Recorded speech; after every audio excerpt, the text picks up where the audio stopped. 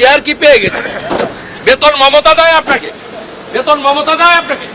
Police, special force, পারলে সেনাবাহিনী কিংবা নরেন্দ্র মোদী জেড নিরাপত্তা নিয়ে ঘুরতে চান পশ্চিমবঙ্গের নতুন মুখ্যমন্ত্রী শুভেন্দু। কেন এত ভয় তার? রাজ্যের সর্বোচ্চ ক্ষমতার অধিকারী হয়েও শুভেন্দু অধিকারী আজ আক্ষরিক অর্থেই ভয়ে কাতরাচ্ছেন। একজন মুখ্যমন্ত্রী নিরাপত্তায় সাধারণত রাজ্য পুলিশই যথেষ্ট হওয়ার কথা, কিন্তু শুভেন্দু যেন নিজের ছায়াকেও ভয় পাচ্ছেন। গত 6 মে রাতে মধ্যমগ্রামে তার অত্যন্ত ঘনিষ্ঠ আত্মসহায়ক চন্দ্রনাথ রথের নির্মম হত্যাকাণ্ড এই দুর্দণ্ডপ্রতাপ নেতার আত্মবিশ্বাসের ভিত পুরোপুরি নাড়িয়ে দিয়েছে। ভয় পাওয়ার যথেষ্ট কারণও রয়েছে।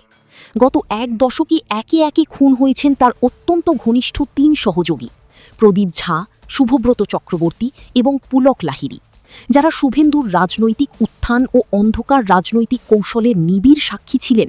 তাদের প্রত্যেকেই রহস্যজনকভাবে প্রাণ হারিয়েছেন। আর এবার মুখ্যমন্ত্রীর মসনদে বসার ঠিক আগেই চন্দ্রনাথের এই নৃশংস মৃত্যু স্পষ্টভাবে প্রমাণ করে দিয়েছে শুভেন্দুর চারপাশের বৃত্তটি কতটা অনিরাপদ ও রক্তক্ষয়ী। রাস্তায় বা জনসভায় দাঁড়িয়ে সাধারণ মানুষকে রোহিঙ্গা বা পাকিস্তানি বলে গালমন্দ করে যে আগ্রাসী আস্ফালন তিনি দেখান, বাস্তবে শুভেন্দু তার ঠিক উল্টো। তিনি এখন কার্যত নিজের প্রাণ হাতে নিয়ে ঘুরছেন। প্রশাসন সূত্র বলছে তিনি নাকি নিজের নিরাপত্তা নিয়ে বাড়াবাড়ি পছন্দ করেন না, কিন্তু সংশ্লিষ্ট অনেকেই বলছেন এটা চরম ভণ্ডামি ছাড়া আর কিছুই নয়। আসল সত্য হল তিনি খোদ নিজের রাজ্যের পুলিশের ওপর বিন্দুমাত্র ভরসা করতে পারছেন না। মুখ্যমন্ত্রী হওয়ার পরও তিনি অমিত শাহের দেওয়া কেন্দ্রীয় স্বরাষ্ট্র মন্ত্রকের জেড ক্যাটেগরির নিরাপত্তা কোনোভাবেই ছাড়তে নারাজ। এখন থেকে রাজ্য পুলিশ এবং কেন্দ্রীয় বাহিনী এই 2 স্তরের কড়া পাহারায় ঘুরবেন তিনি।